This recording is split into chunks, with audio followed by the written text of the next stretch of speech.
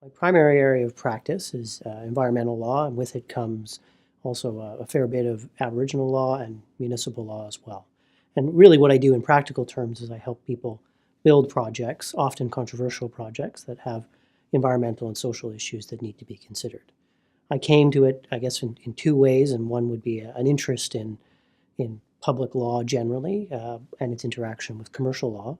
And the second would be by working with people who interested me and who mentored me, and I followed in their footsteps.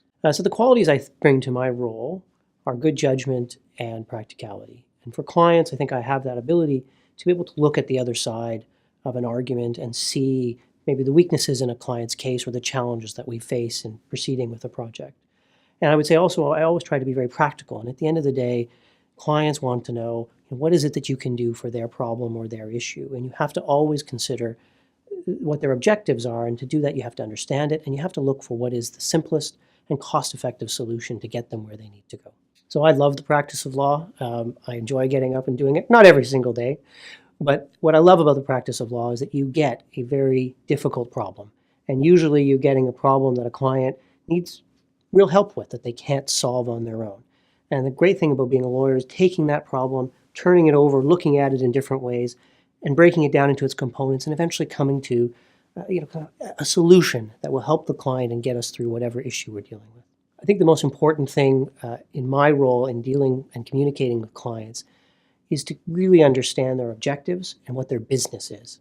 And for a field like mine, what I find is critical is going and meeting early on with the client at their site, and particularly where they've got some form of operation. Maybe they're manufacturing something or they're building something, and getting to see what it is they actually do and have a real good understanding of that. Because otherwise, you're giving legal advice in a vacuum. And what you really need to be able to do is to give legal advice that relates to what the client needs are and how you can help the client in achieving its objectives. I've been involved for a number of years in doing volunteer meal serving with the Out in the Cold program. And I find it to be an excellent and meaningful opportunity. And one of the things that happens, I think, when you work at a large law firm over a number of years, you become a little bit in the bubble.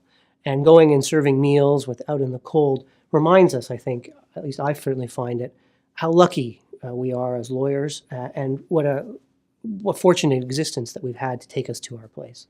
And so certainly getting out and seeing and dealing with others who haven't been as fortunate in life, I think reminds us of our own good fortune, and it's the very least that we can do to help out others.